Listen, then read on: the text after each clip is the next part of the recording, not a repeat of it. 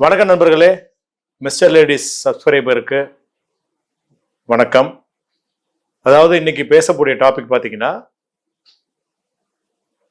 Gastric, அஜீரண கோளாறு.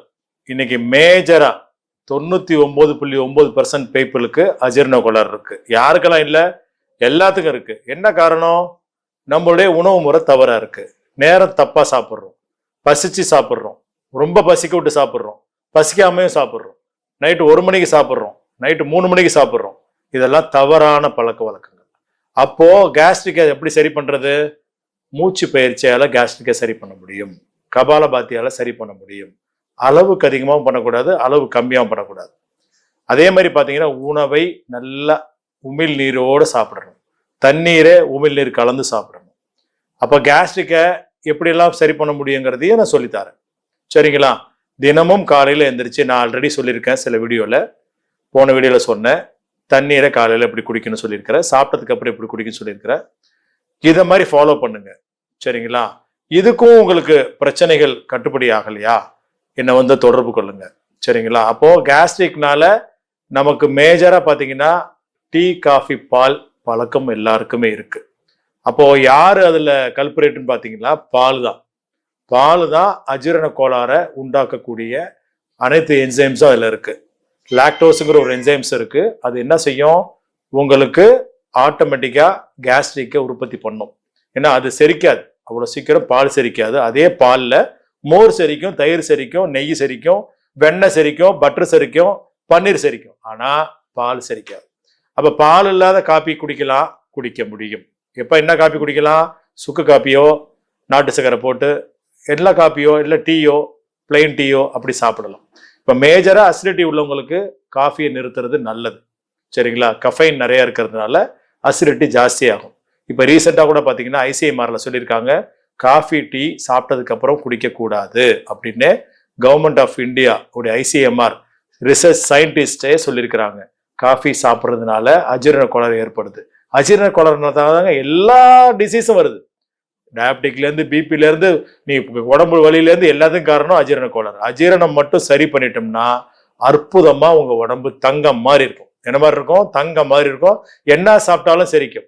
அப்புறம் பார்த்தீங்கன்னா நம்ம அஜீரண கோளாறு உள்ளவங்க ருசிக்காக சாப்பிடாதீங்க, தயவுசெய்து பசிக்காக சாப்பிடுங்க. அரை வயிறு, கால் வயிறு முடிஞ்சா இரவுல பட்னியா கிடங்க. அப்போ ஈஸியா குணப்படுத்த முடியும். அசிடிட்டி ஆகி நிறைய பித்தம் அதிகமா இருக்கு. பித்தம் ஏன் வருது? பித்தங்கிறது என்ன? சூடை எது தணிக்கும்? தண்ணி தான் தணிக்கும். அசிடிட்டி உள்ளவங்க தண்ணீரை நிறைய குடிங்க. நான் சொன்ன முறையில் குடிங்க. குடிக்கும் போது என்ன ஆகும்? அது சப்ரஸ் ஆகி ஈக்குவலன்ஸ் ஆகிடும்.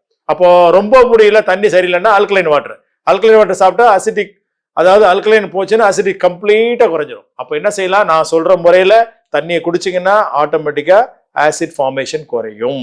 குறைஞ்சா உடம்பு சூடு குறையும். உடம்பு சூடு குறைஞ்சா நிறைய வியாதிகளை நம்மளால விரட்ட முடியும். செய்யலாமா நண்பர்களே? அதாவது இந்த சின்ன விஷயம்தான், நம்மளுக்கு சோம்பேறித்தனம் நிறைய இருக்கு. அதே மாதிரி பார்த்தீங்கன்னா நிறைய மொபைல் ஃபோன் பார்க்குறோம். மொபைல் ஃபோன் பார்க்கறதுனால எது கெட்டு போவோம்? நம்மளுடைய லிவர் கெட்டு போவோம். லிவர் கெட்டு போச்சுன்னா என்ன ஆகும்? ஆட்டோமேட்டிக்கா லிவர் சூடாகும். லிவர் சூடான பித்தம் அதிகமாகும். நான் ஆல்ரெடி உங்களுக்கு சொல்லியிருப்பேன் நிறைய வீடியோல, நமக்கு 2 விதமான ஜீரண மண்டலம் இருக்கு, ஜீரணிக்கும். ஒன்று இயற்கையா உடம்பே அழகா ஜீரணிக்கும், இன்னொன்று உடம்பு தான் ஜீரணிக்கும், பட் பித்தத்தை அதிகப்படுத்தி ஜீரணிக்கும். அந்த அதிகப்படுத்தி ஜீரணிக்கக்கூடிய உணவுகளை உடம்பு ஏற்றுக்கொள்ளாது, மலமாகத்தான் போகும். நான் சொல்ற மாதிரி பாருங்க, நீங்க மலம் கழிக்கும் போது உங்க மலம் மிதக்காது. இந்தியன் டாய்லெட்ல இல்லை, வெஸ்டர்ன் டாய்லெட்ல. அதே பார்த்தீங்கன்னா நான் சொல்ற முறையை செஞ்சு பாருங்க, தண்ணீர் முறை, நான் குடிக்கிற சொல்லக்கூடிய எல்லா விஷயத்தையும் பண்ணி பாருங்க, உங்க மலம் தக்க மாதிரி ஆயிடும். அப்போ உணவுல இருக்கிற எல்லா சத்துக்களையும் உறிஞ்சிடும். அப்படி சாப்பிடும் போது மலச்சிக்கல் வரத்துக்கு வாய்ப்பு இருக்குதுன்னா என்ன செய்யணும்னா, நம்ம தண்ணீரை நார்மலா குடிக்கிறத அதிகப்படுத்தணும், குளிர்ச்சியான உணவுகளை அதிகப்படுத்தணும். காலப்போக்கில் பார்த்தீங்கன்னா அது நார்மல்ஸே ஆயிடும். அதுக்கும் மீறி உங்களுக்கு பிரச்சனை என்ன ஃபோன் பண்ணி கேளுங்க, நான் அழகா உங்களுக்கு சொல்லித்தரேன் இலவசமா.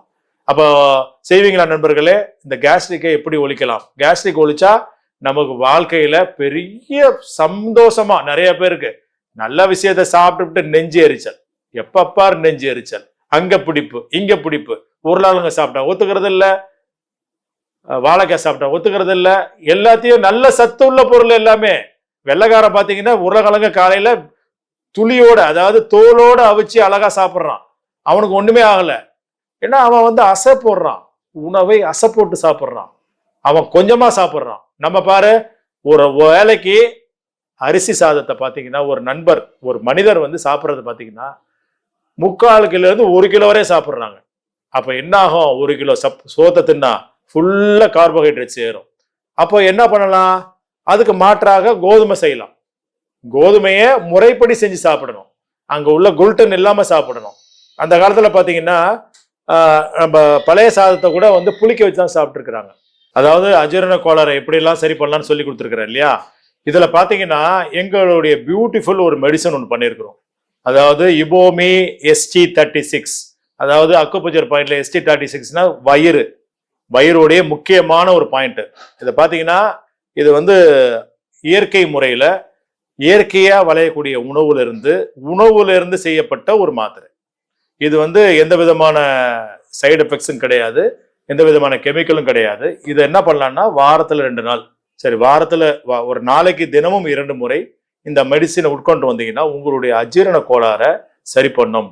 ஃபுட்டை ஈஸியா டைஜஸ்ட் பண்ணும், நல்ல பசி எடுக்கும், அந்த அசிடிட்டி எல்லாம் கம்ப்ளீட்டா குறைஞ்சது மட்டும் இல்லாம உங்களுடைய ஒபிசிட்டியை குறைக்கும். அன்வான்ட் ஃபேட் எல்லாத்தையும் இது எடுத்துரும்.